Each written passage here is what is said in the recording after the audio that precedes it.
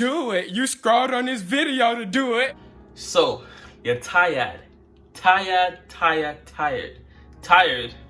of the debt rat race of only being able to make the minimum monthly payment on your credit card that mainly goes towards interest as opposed to the principal of the total debt that you initially owed. Why are you running? Why are you running? Yeah? So you're in this dilemma due to health issues that made you unable to work for a period of time.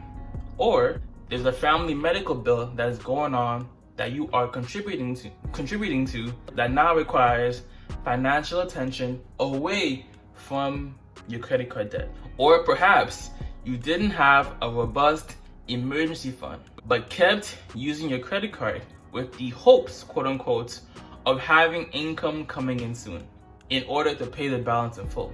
Therefore, you relied heavily on your credit card or overused it for a period of time, and the once manageable credit card balance is now exorbitantly too much to handle given the added monthly interest charge. For example, on a $5,000 credit card debt with 19.99% interest, the monthly interest you'll end up paying is about $83.29 per month, right? Compared to 19.99% interest on a $500 credit card debt is about $8.32 only, right? $83 compared to only $8. And obviously, the interest gets larger each month. And it's especially crushing if you have a larger overall debt balance, because the interest per month will be even more substantially high. Hell no, to the no, no, no, yeah, to the no. So, if you're subscribed to this channel, you probably watched some of my past marijuana addiction videos. And part of the process of overcoming your marijuana addiction or getting through life without marijuana again is bettering your current financial health. Essentially, increasing your income and decreasing your debts and expenses or liabilities. A few moments later. Alright, so boom, wagwan brother. Welcome back to another installment of Edutainment, the place where you're laughing, being entertained, but most importantly, where you're learning something that you can apply to your own personal life and make it better. So in this video, I'm going to detail some of the best do-it-yourself options to resolve your current credit card debt. So the first option you currently have, obviously, is to scrape together a couple $100 above your bank's minimum required monthly payment towards paying the debt balance in full, right? The minimum balance is always shown on the bank statement, the monthly bank statement on your credit card. But if you're only able to scrape together a couple $100 above the minimum payment, this equates to paying a ton of money on interest. For example, if you go to the credit card interest debt calculator on financialmentor.com, it can help you determine how much interest you'll pay and how long it'll take you to pay it if you paid a certain amount above the minimum payment that your bank currently requires you to pay. For example, the minimum required payment is usually about 3% of the total balance you currently owe. So if you have a $5,000 credit card debt with 19.99% interest, the total amount you pay for that given month is usually about $150. So you take your total balance owed and times that by 3%, and you'll get your minimum monthly payment. And then if you go through the calculator, and let's say instead of paying $150, you want to pay $300 or $350 or $500, it'll show you, the calculator on financialmentor.com, it'll show you how much interest you'll pay and the length of time it'll take you to pay that off. So let's say you only made the minimum payment, $150, on that $5,000 credit card debt. It'll take you over 4 years to pay that off, and you'll end up paying over $2,000 in credit card interest. But let's say you paid $350 towards that debt. It'll only take you about 1 year, and you'll only pay about $758 or so in credit card interest.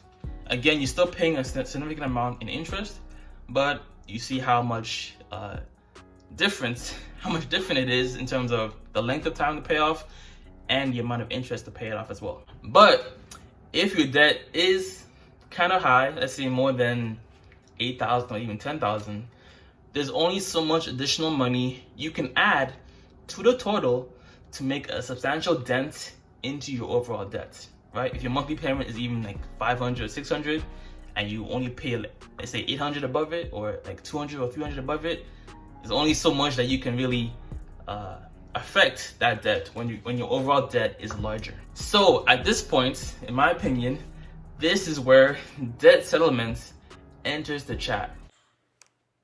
Not on my watch. Not on my watch. What did you say? I said this is where debt settlement has entered the chat. I didn't quite hear you. I said this is where debt settlement is arguably your best option in terms of dealing with your current debt. So essentially, debt settlement is a strategy to get creditors to settle for a portion of the total debt you initially owed. So fear may be your main obstacle that will make you reluctant to stop making monthly payments towards your credit card. So let me dispel your concerns ASAP, no Rocky. It's not that you're gonna stop making payments and just let the debt rise. Essentially, the money and any additional income you had that you were paying towards the debt, you will now save it in a savings account at a separate bank to pull together a settlement offer to the bank that you owe. Settlement discussions usually occur at about the 4 to 5 month mark of payment delinquency. That means you've gone 4 or 5 months or so without paying your debt. And at that point is when you can start working towards putting together a settlement offer. So at this point, your question may be, how much interest will I incur if I don't pay anything on the balance? And how much do I need to settle it in total? So I'm sure at this point you need a visual representation. So I'm gonna show you how it'll look like in terms of 5 to 6 months of payment delinquency. All right, from the first month all the way to 6 months. All right, so let's get into it. Alrighty, so this is essentially a basic framework, okay? So on a $10,000 credit card debt, the interest you'll incur for that month is about $166.58, right?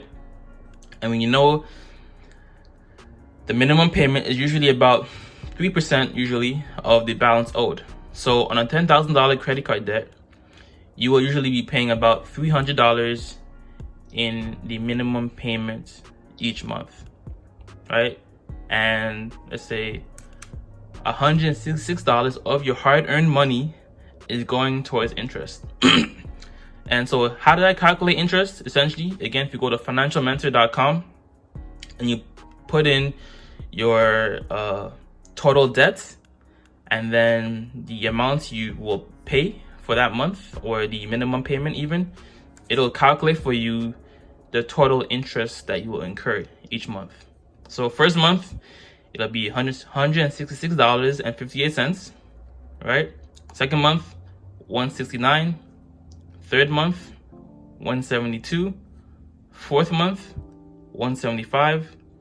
Fifth month, $177. And 6th month. So at the 6th month mark, your bank will write it off as a loss. So you want to settle around here. 4 to 5 months of payment delinquency, you want to settle your debt. Like I said, it can be settled for as low as 30 to 50% of the total debt with the bank. So let's say plus late fees and any additional charges they want to charge you, it ends up being, let's say from 10,000, ends up being 11,000 in 6 months with interest. So you want to aim for your settlement to be anywhere from 3,000 to 6,000 or so, right? 3 to 6,000 or so in terms of a settlement offer that you can give to the bank that they can accept.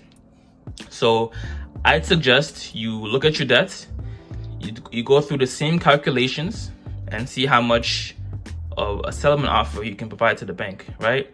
You go to financialmentor.com, right? The credit card interest debt calculator. You go through the math, you add up together, add up each month about how much interest you'll incur, and then you come up with your own personal debt settlement offer that you can send to the bank, right? So for this case, when it ends up being about $10,683, you'll need about at least $4,000 to $6,000 to really get a good settlement offer to give to the bank. Now, there is an option that some people may want to do before they really go headfirst into the debt settlement option, and I'll discuss that right now.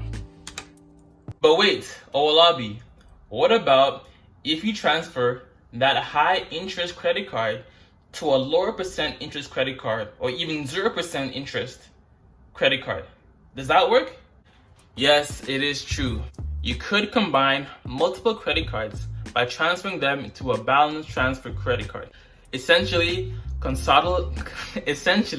consolidating your payments onto one card with one payment due date.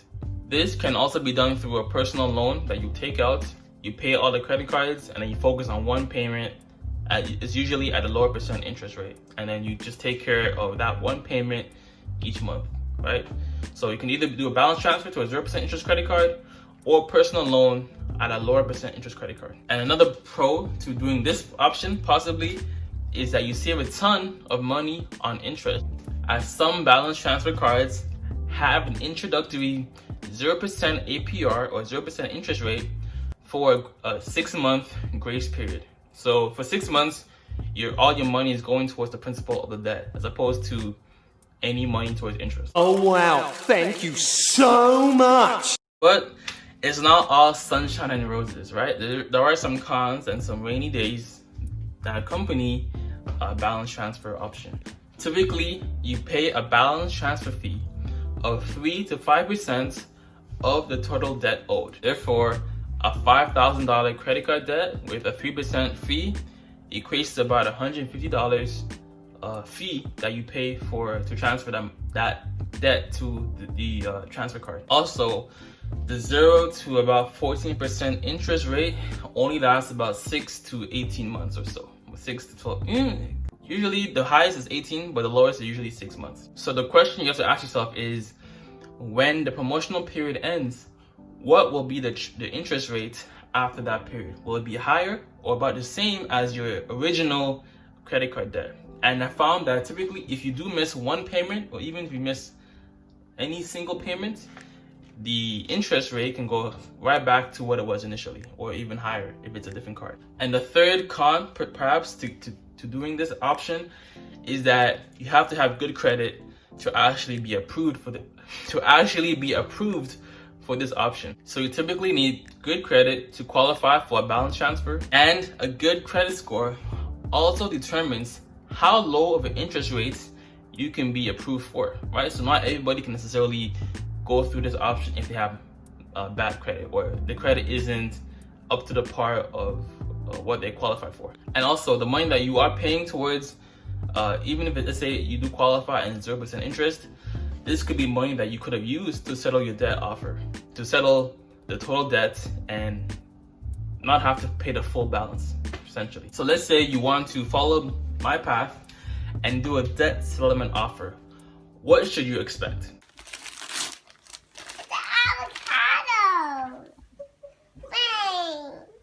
For the first 1 to 2 months of payment delinquencies, your bank will definitely start calling you more often. This is probably the most your bank will ever call you in your whole banking history. As I discussed in the past, continuing to make small payments towards your debt only prolongs the entire debt settlement process. Unless, of course, you are already behind, right? If you're already behind let's say you're not currently on your debts, and you haven't saved any money up until this point, I would highly suggest that you actually do make one minimum monthly payment. Just make one payment, that minimum required payment, pay it, so that you can reset the time before the bank charges off your credit card.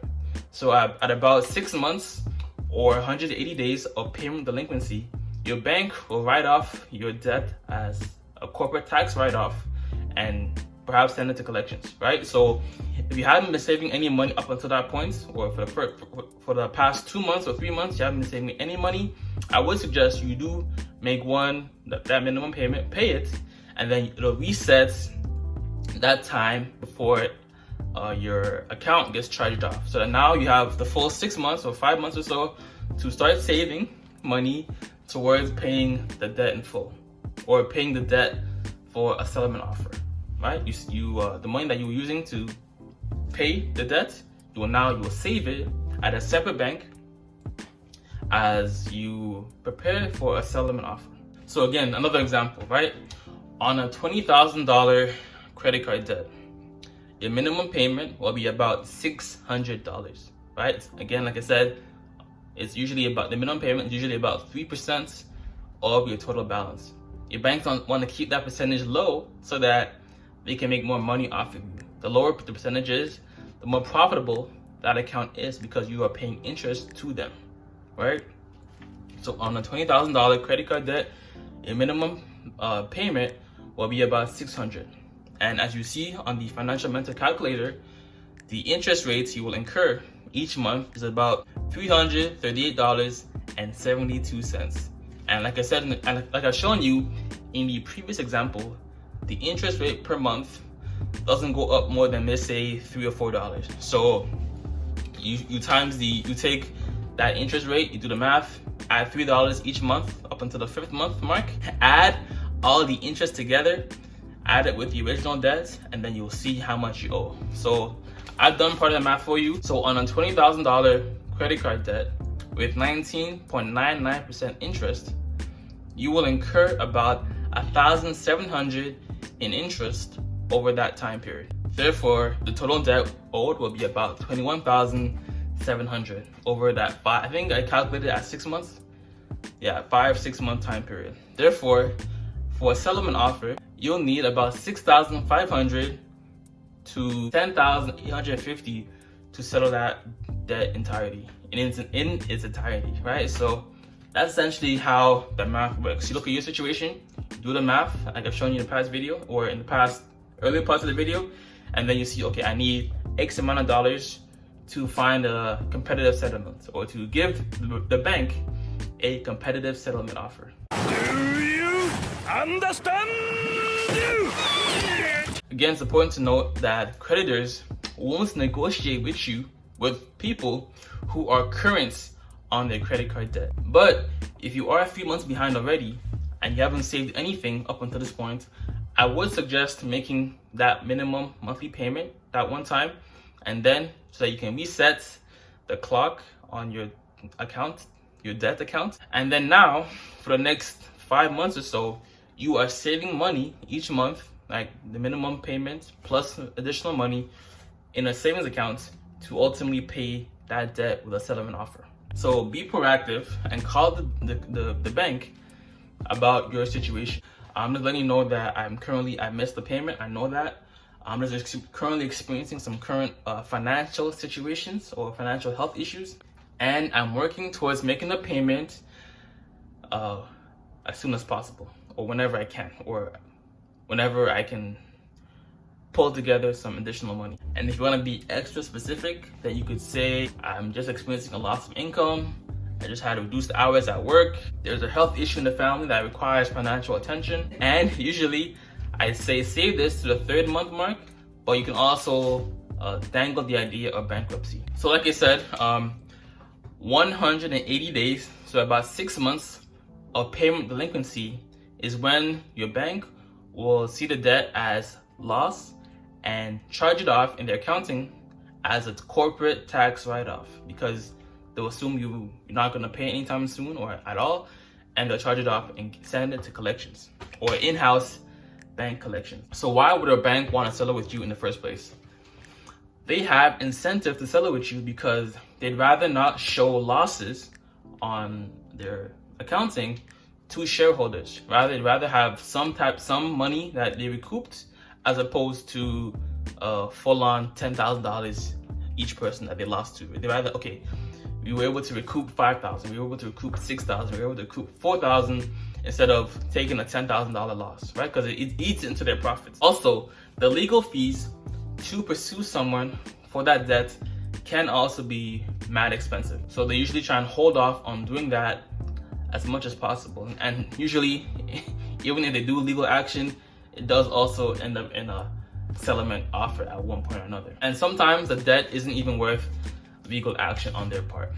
Also, another big question that people have typically asked is, can you go to jail for not paying your credit card debt?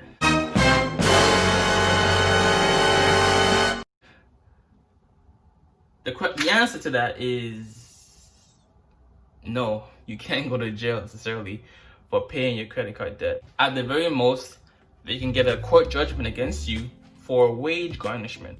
But again, you can always threaten the idea of bankruptcy, where they get little to no money from you for that amount that you initially owed. So they rather, a settlement offer is better than doing legal action against you. So there's some other quick things to keep in mind as you are trying to go down this path of debt settlement is stop using credit cards, ideally, I would say, right? Stop using any other credit card you are currently using. So during your debt negotiation or during your negotiations, the creditor might pull up your credit report and say, hey, but you're paying this company or you're paying this credit card.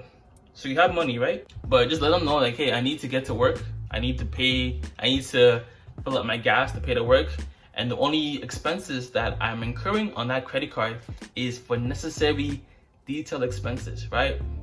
Transportation, shelter, housing, and utilities, right? And even tell them, like, yo, listen, even on your current credit card, I've stopped using it.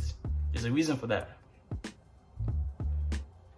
And ideally, I would just say start using your debit card more often, but keep your expenses on any other credit card you're using to necessary expenses, like the 4 walls: transportation, utilities, shelter, and food.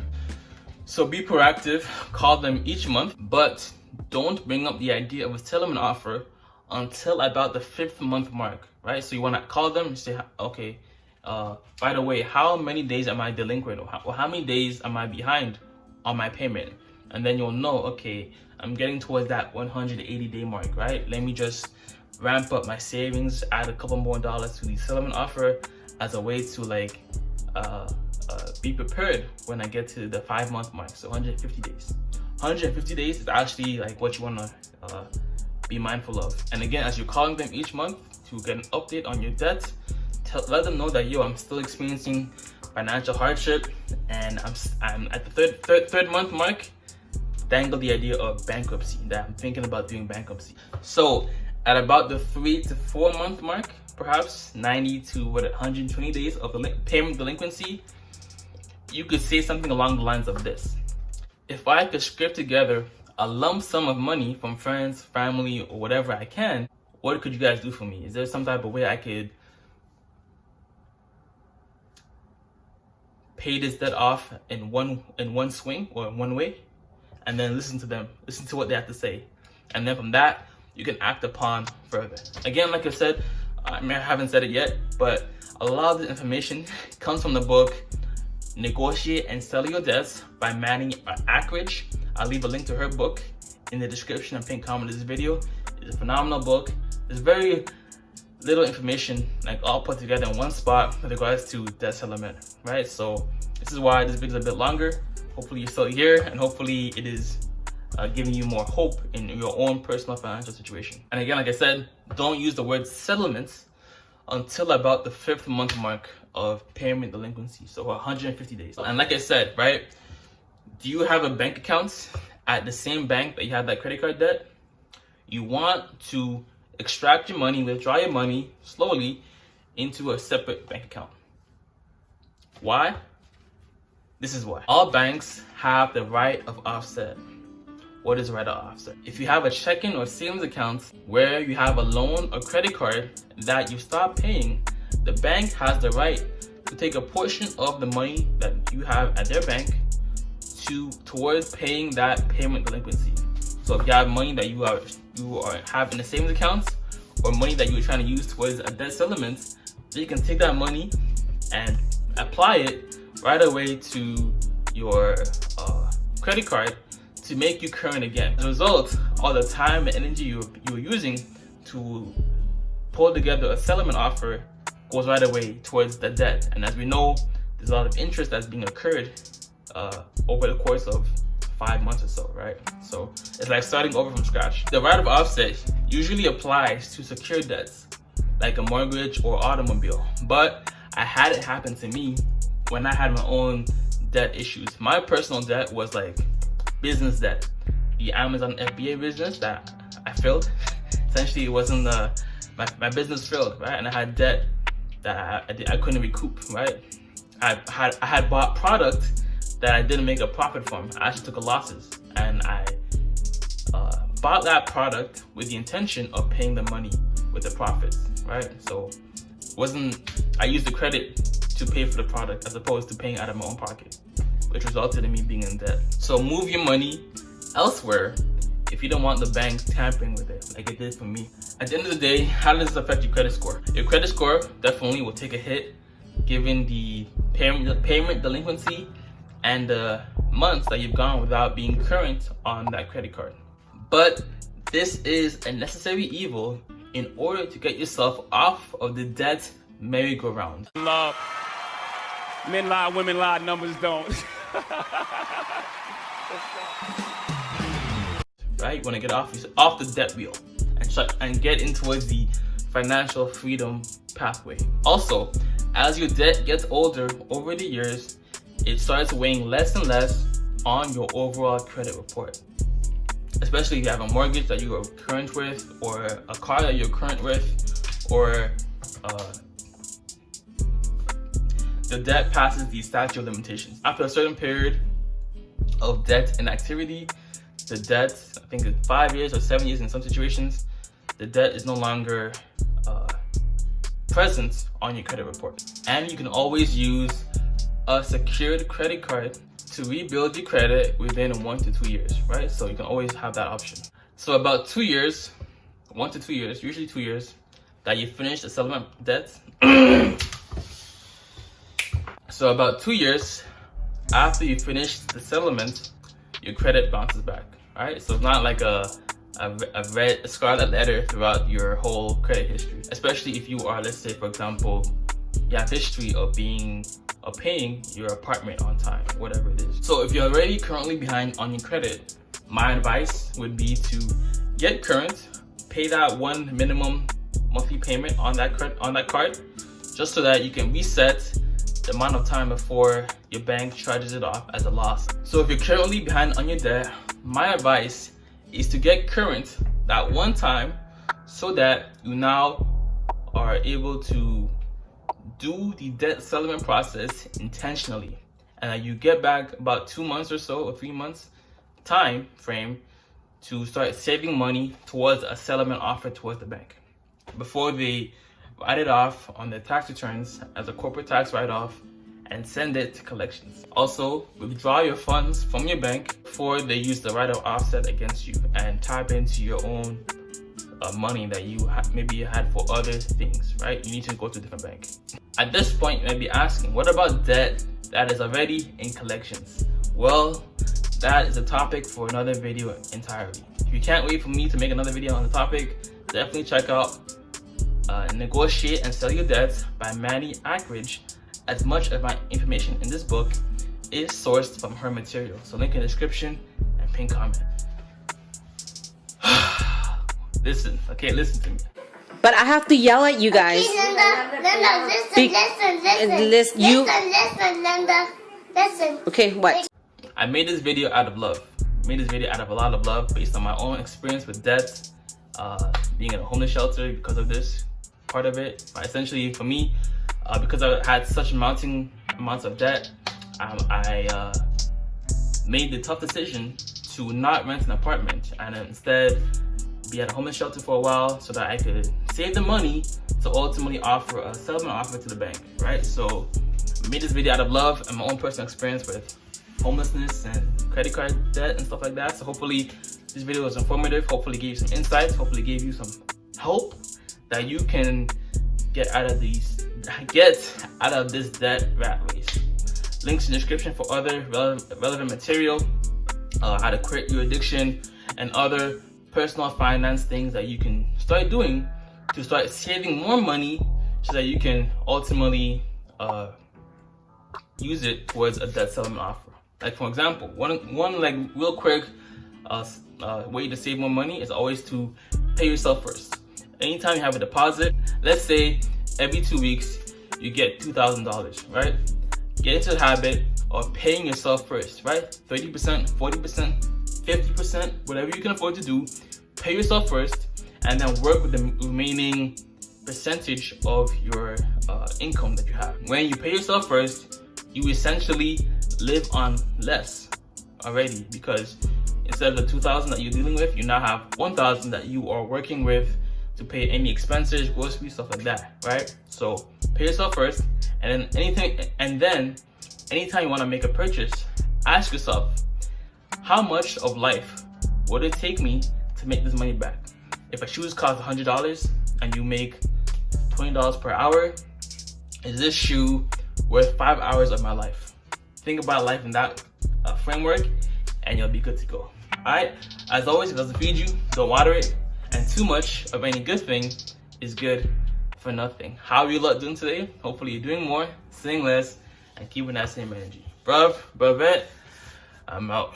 Deuces. Same blood pouring, cut deep, scars start forming till we don't feel